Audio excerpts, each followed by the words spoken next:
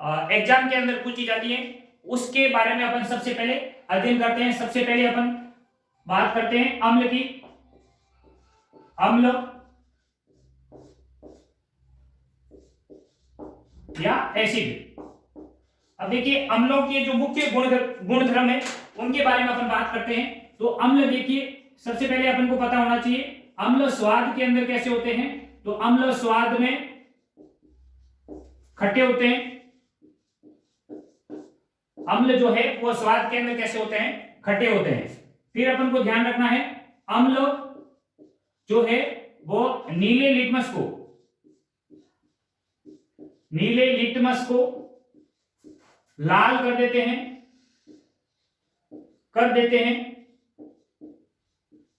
यानी ये लिटमस क्या है, एक सूचक है। इसकी सहायता से अपन जो विलेन है उनकी प्रकृति का अपन अध्ययन करते हैं। यानी यदि नीला लिटमस पेपर लाल हो जाता है तो वह विलेन कैसा होगा, अम्लीय होगा।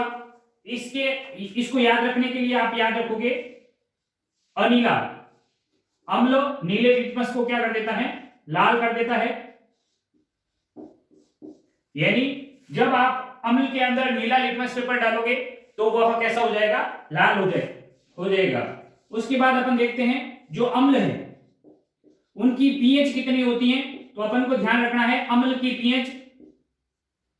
जो पीएच है वह होती है आपके 0 से 6.9 तक। यानी यदि आपको दिया जाए कि निम्न में से कौन सी पीएच अम्लीय है, यदि कोई पीएच 0 से 6.9 तक है तो वह अम्लीय होगी। फिर देखिए यदि किसी अम्ल की पीएच जितनी कम होगी वह उतना अधिक अम्लीय होगा। अम्ल की पीएच जितनी कम होती है वह विलयन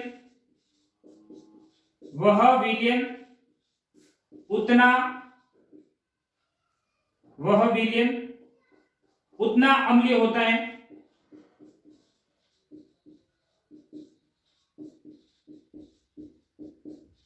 यानी कि आपको 2 विलियन दे दी गई, जैसे मान लो एक विलियन दे दिया गया है 1,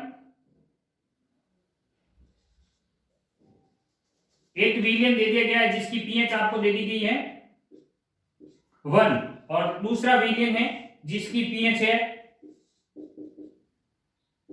3। तो निम्न में से कौन सा विलियन अधिक अम्लीय होगा, जिसकी पीएच कम होती है वह अधिक अम्लीय होता है। फिर अपन बात करते हैं नेक्स्ट, जो अधातु के ऑक्साइड होते हैं वह अम्लीय होते हैं।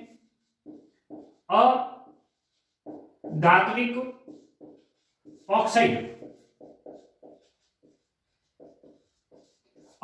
ऑक्साइड यानी CO2, SO2 आदि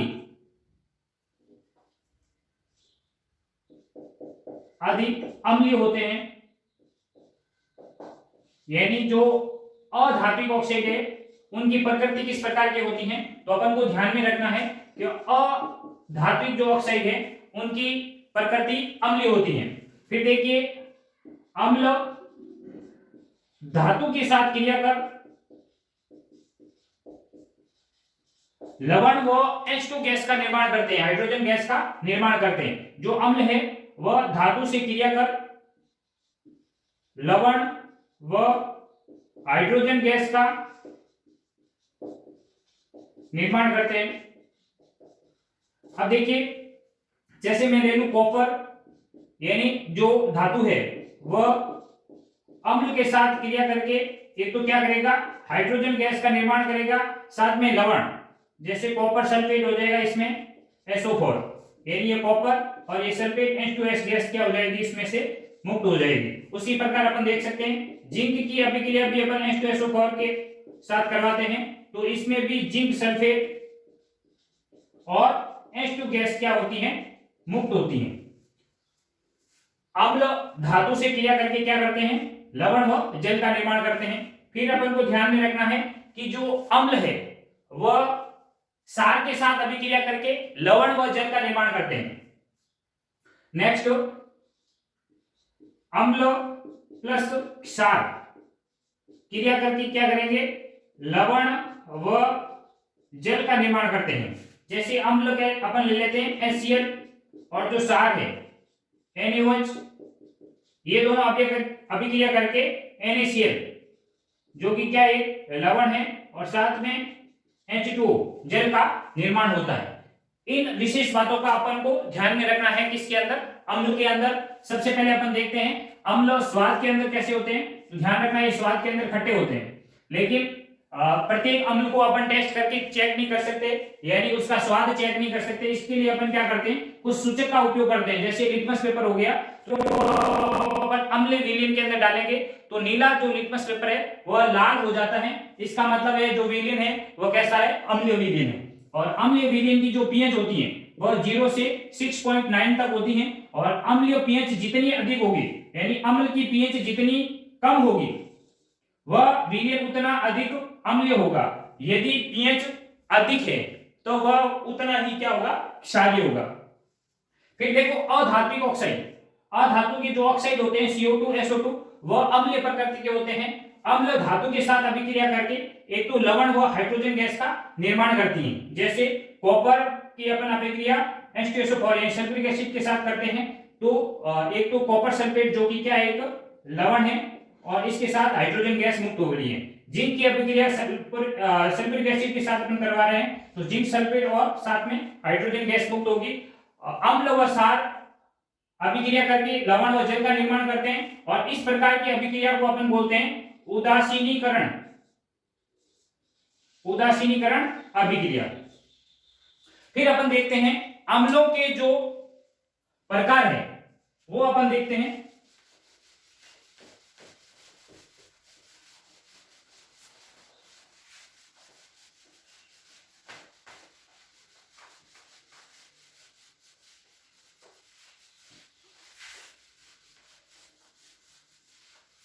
अब देखिए अम्लों के कुछ प्रकार अपन को ध्यान में रखने हैं। जैसे अपन बात करें प्रबल व दुर्बल अम्ल की, प्रबल व दुर्बल अम्ल की, देखिए कुछ अम्ल हैं वो प्रबल होते हैं जबकि कुछ अम्ल है वह दुर्बल होते हैं। ये अपन को याद रखना है। अपन सबसे पहले बात करते हैं प्रबल अम्ल की। तो प्रबल अम्ल में देखिए एक तो आप ध्यान रखोगे HCl, ये प्रबल अम्ल है, और H2SO4 यह भी एक प्रबल अम्ल है, और एक आप ध्यान रखोगे नाइट्रिक एसिड HNO3। और यदि आपसे पूछा जाए दुर्बल अम्ल के उदाहरण, तो आप ध्यान रखोगे एक तो कार्बनिक अम्ल H2CO3, और इसके साथ आप ध्यान रखोगे ऑक्जेलिक अम्ल H2C2O4। यदि क्रिस्टलीय ऑक्जेलिक अम्ल आएगा तो उसके साथ .2H2 यानी दो जल के अणु जुड़ जाते हैं, लेकिन निर्जल ऑक्जेलिक अम्ल में H2C2O4 इसके साथ दो जल के अणु नहीं आएंगे। और आप ध्यान रखोगे CH3 COOH, acetic acid, formic acid, ये सारे जो अम्ल हैं वह कैसे होते हैं, दुर्बल अम्ल होते हैं। ये अम्लों के प्रकार है। और एक आप ध्यान रखोगे तनु व सांद्र में क्या अंतर होता है, तनु व सांद्र। जो प्योर अम्ल होता है उसे अपन बोलते हैं सांद्र, या दो विलयनों के अंदर तुलना करके बताया जाता है कि कौन सा विलयन सांद्र है और कौन सा विलयन तनु है। यदि किसी विलयन में जल की मात्रा क्या हो, कम, तो उसे अपन क्या कहेंगे, सांद्र। और यदि किसी विलयन के अंदर जल की मात्रा क्या हो, अधिक हो, अधिक, तो उसे अपन क्या कहेंगे, तनु एसिड या तनु विलयन। तनु या सांद्र का पता लगाने के लिए अपन को पास दो विलयन होने चाहिए। दो विलयन की तुलना करके बताया जाता है कौन सा विलयन सांद्र है व कौन सा विलयन तनु है। यदि किसी के अंदर जल की मात्रा कम है तो अपन कहेंगे सांद्र है वो विलयन, और यदि किसी विलयन के अंदर जल की मात्रा क्या हो, अधिक हो, तो उसे अपन क्या कहेंगे, तनु। फिर अपन बात करते हैं अम्ल के जो स्रोत हैं उनके बारे में, फिर अपन कुछ अम्लों के यूज अपन पढ़ेंगे, इसी के साथ अपन के जो अम्ल है,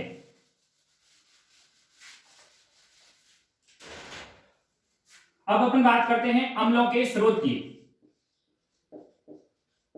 अम्लों के स्रोत, यहां से मैक्सिमम बार क्वेश्चन पूछा जाता है, और अपन सबसे पहले बात करते हैं जो ऑक्जेलिक अम्ल है। ऑक्जेलिक अम्ल, यदि आपसे पूछा जाए ऑक्जेलिक अम्ल किन किन चीजों से प्राप्त होता है, तो आप ध्यान रखोगे एक तो पालक और टमाटर, इनमें ऑक्जेलिक अम्ल पाया जाता है। फिर एसिटिक एसिड, एसिटिक अम्ल, तो एसिटिक अम्ल ये सिरके के अंदर पाया जाता है, जो सिरका होता है उसमें एसिटिक अम्ल पाया जाता है। फिर देखो सिट्रिक अम्ल या साइट्रिक अम्ल, साइट्रिक एसिड अम्ल, यह मुख्यतः नींबू व संतरे के अंदर पाया जाता है। फिर अपन बात करते हैं नेक्स्ट अम्लों के अंदर, तो देखिए बेंजोइक अम्ल,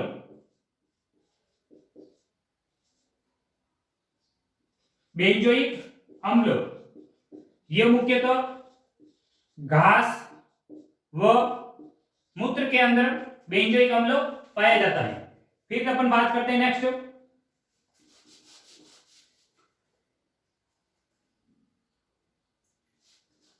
फॉर्मिक अम्ल की।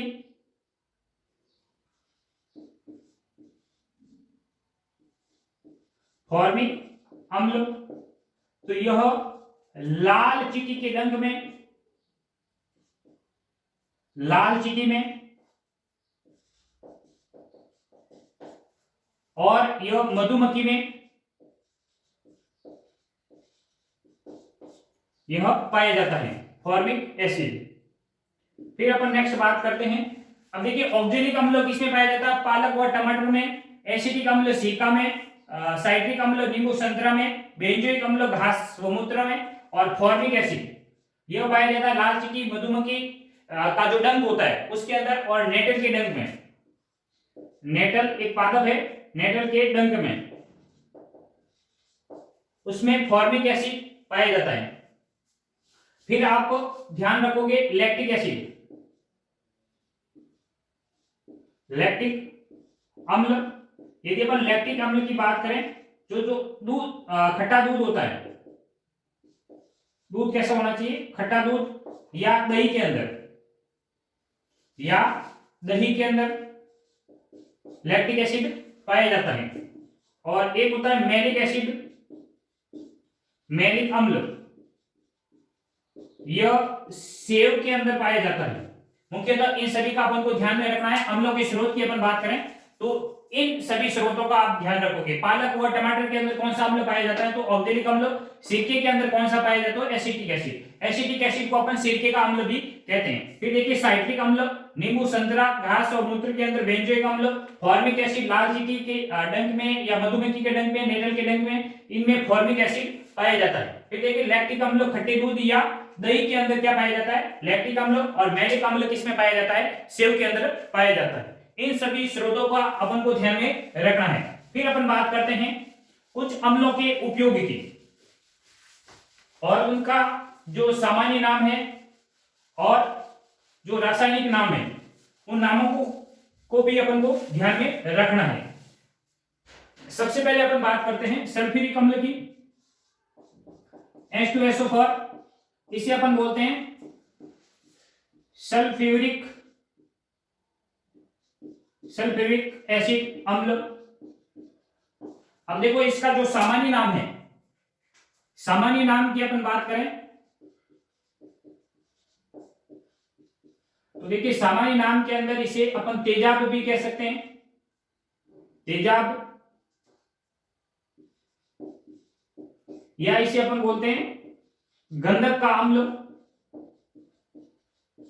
या इसे अपन बोलते हैं रसायनों का राजा,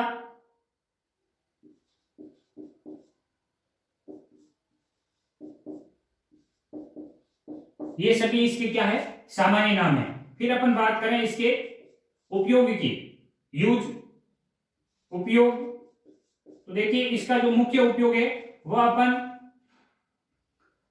कार, वह जो बड़ी गाड़ियां होती है उनकी बैटरियों के अंदर, यानी वाहनों की जो बैटरियां होती है उनमें, वाहनों की बैटरियों में, बैटरी में अपन कौन से अम्ल का उपयोग करते हैं, तो सल्फ्यूरिक एसिड का उपयोग करते हैं। इसे रीढ़ की हड्डी भी कहते हैं, उद्योगों के रीढ़ की हड्डी, उद्योगों के रीढ़ की हड्डी भी कहा जाता है। उद्योगों के रीढ़ की हड्डी किस अम्ल को कहा जाता है, तो सल्फ्यूरिक एसिड को कहा जाता है। ऑयल ऑफ विट्रियोल भी कहते हैं, यानी सल्फ्यूरिक एसिड को अपन क्या बोलते हैं, ऑयल ऑफ विट्रियोल। फिर आप ध्यान रखोगे जो सल्फ्यूरिक एसिड है इसका उपयोग प्रयोगशाला में यानी लैब में अभिकर्मक के रूप में भी किया जाता है। फिर इसका उपयोग अपन धातु को घोलने में करते हैं, धातु को घोलने में, लेकिन जो उत्कृष्ट धातु होती हैं वह इस अम्ल में नहीं घुलती हैं। तो वह कौन से अम्ल में घुलती हैं, तो अपन नेक्स्ट जो अम्ल अपन पढ़ेंगे उस पे अपन पढ़ेंगे रॉयल जल, या जो आपका होता है एक्वा रेजिया, उसके अंदर जो उत्कृष्ट धातु है वह भी घुल जाती है। फिर अपन नेक्स्ट जो अम्ल है उसके बारे में बात करते हैं, नाइट्रिक एसिड, जिसे अपन का जो सूत्र है NaCNO3, इसे अपन बोलते हैं नाइट्रिक एसिड, नाइट्रिक अम्ल। अब देखिए नाइट्रिक अम्ल की अपन बात करें तो नाइट्रिक अम्ल को जो सामान्य जो नाम है उसे अपन कहते हैं सोरे का अम्ल, सोरे का अम्ल। फिर देखिए नाइट्रिक एसिड का जो उपयोग है उसकी अपन बात करें तो इसका जो सामान्य अपन उपयोग देखें तो जो जितने भी विस्फोटक होते हैं, विस्फोटक के अंदर नाइट्रिक एसिड का उपयोग किया जाता है, विस्फोटक में, इसलिए इसे अपन क्या बोलते हैं, सोरे का अम्ल भी कहते हैं। और इसका उपयोग अपन उर्वरक, उर्वरक निर्माण में, यानी जो कृषि के अंदर रासायनिक उर्वरक अपन उपयोग करते हैं उनके निर्माण में अपन क्या करते हैं, नाइट्रिक एसिड का उपयोग करते हैं। फिर देखिए नाइट्रिक एसिड का उपयोग अपन सामान्यतः तो जो वस्तुएं होती हैं, धातु की वस्तुओं को साफ करने में, धातु की वस्तुओं को साफ करने में, यदि उनको साफ करने के लिए अपन कौन से अम्ल का उपयोग करते हैं, नाइट्रिक एसिड। यदि मान लो एक कोई भी सिक्का है जो पुराना हो चुका है, बिल्कुल काला, उसको आप नाइट्रिक एसिड के अंदर डालोगे तो वह सिक्का बिल्कुल वैसा का वैसा जो नया था उस प्रकार हो जाता है। और जो घरेलू जो उपकरण होते हैं, अपन रसोई के अंदर जो सामान यूज लेते हैं, वो अधिक काले हो जाने पर भी नाइट्रिक एसिड से आप धोओगे तो वो बिल्कुल एकदम कांच की तरह चमकने लग जाएंगे। फिर अपन बात करते हैं नेक्स्ट अम्ल के ऊपर, एक बार अपन पुनः देख लेते हैं सल्फ्यूरिक एसिड। इसे अपन क्या बोलते हैं, तेजाब या गंधक का अम्ल। इसे रसायनों का राजा भी कहा जाता है। और ध्यान रखोगे वाहन की जो बैटरियां हैं उनके अंदर कौन सा अम्ल भरा जाता है, तो सल्फ्यूरिक एसिड भरा जाता है। इसे उद्योगों के रीढ़ की हड्डी कहा जाता है, यानी जितने भी उद्योग है उनके अंदर सल्फ्यूरिक एसिड का यूज होता ही है। और जो लैब है, लैब के अंदर अभिकर्मक के रूप में इसका उपयोग किया जाता है, धातु को घोलने में इसका उपयोग किया जाता है। फिर अपन बात करते हैं नाइट्रिक एसिड, जिसे अपन जो सामान्य नाम है वो है इसका सोरे का अम्ल। और इसका उपयोग विस्फोटक जो होते हैं उनके अंदर अपन करते हैं, और उर्वरक निर्माण के अंदर अपन नाइट्रिक एसिड का उपयोग करते हैं। और धातु को, जो धातुओं की वस्तुएं होती हैं उनको साफ करने के लिए अपन क्या करते हैं, नाइट्रिक एसिड का उपयोग करते हैं। और आप ध्यान रखोगे जो रॉयल जल है या एक्वा रेजिया, एक्वा रेजिया के निर्माण में, एक्वा रेजिया के निर्माण में किसका उपयोग किया जाता है, तो नाइट्रिक एसिड का उपयोग किया जाता है।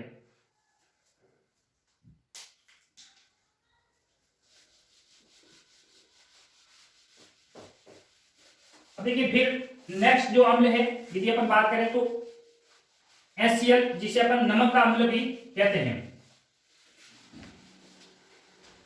नेक्स्ट अम्ल अपन ले रहे हैं HCl, हाइड्रोक्लोरिक अम्ल। हाइड्रोक्लोरिक अम्ल, हाइड्रोक्लोरिक अम्ल की अपन बात करें तो हाइड्रोक्लोरिक अम्ल का अपन सामान्य नाम देखें तो इसे अपन कहते हैं नमक का अम्ल, नमक का अम्ल।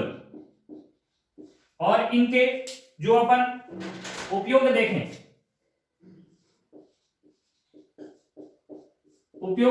तो नमक के शुद्धिकरण, नमक के शुद्धिकरण में इसका उपयोग किया जाता है।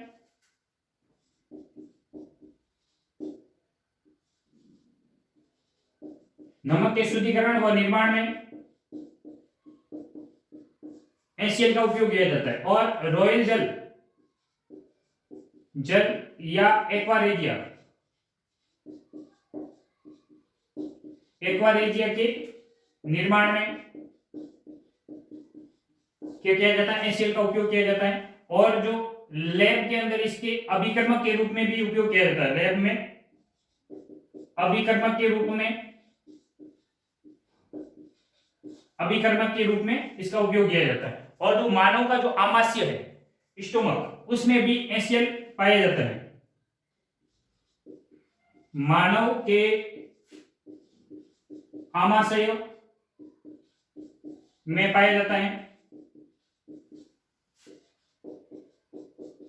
मानव के जो आमाशय है उसके अंदर भी HCl पाया जाता है। फिर अपन नेक्स्ट जो अम्ल है वो लेते हैं। नेक्स्ट अम्ल के ऊपर अपन बात करें तो एसिटिक अम्ल, CH3COOH, इसे अपन क्या बोलते हैं, एसिटिक एसिड, एसिटिक अम्ल। इसे अपन सिरका का अम्ल भी कहते हैं, सिरके का अम्ल। इसका उपयोग भी अपन लैब के अंदर अभिकर्मक के रूप में करते हैं। उपयोग लैब यानी प्रयोगशाला के अंदर अभिकर्मक के रूप में, रिएजेंट के रूप में इसका उपयोग किया जाता है। और अचार में यानी खाद्य पदार्थों में इसका उपयोग किया जाता है।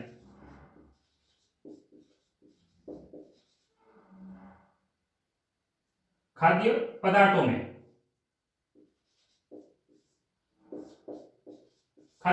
में इसका उपयोग किया जाता है। फिर अपन नेक्स्ट बात करें तो एक अम्लों का समूह है जिसके अंदर अपन 75% तो क्या लेते हैं, HCl ले लेते हैं, और 25% नाइट्रिक एसिड HNO3 लेते हैं। यानी 3 भाग तो क्या HCl व 1 भाग HNO3। इसका मिश्रण क्या कहलाता है, तो इसका मिश्रण कहलाता है रॉयल जल, या इसे अपन बोलते हैं एक्वारेजिया, जिसका उपयोग जैसे चांदी, प्लेटिनम, सोना आदि को घोलने के लिए इसका उपयोग किया जाता है। यानी रॉयल जल के अंदर सोना, चांदी जैसी उत्कृष्ट धातुएं भी क्या हो जाती हैं, घुल जाती हैं। जो अपना अम्ल का जो टॉपिक था वो यहां समाप्त होता है। नेक्स्ट वीडियो में अपन पढ़ेंगे क्षार व लवण। आज के लिए धन्यवाद। जय हिंद, जय भारत।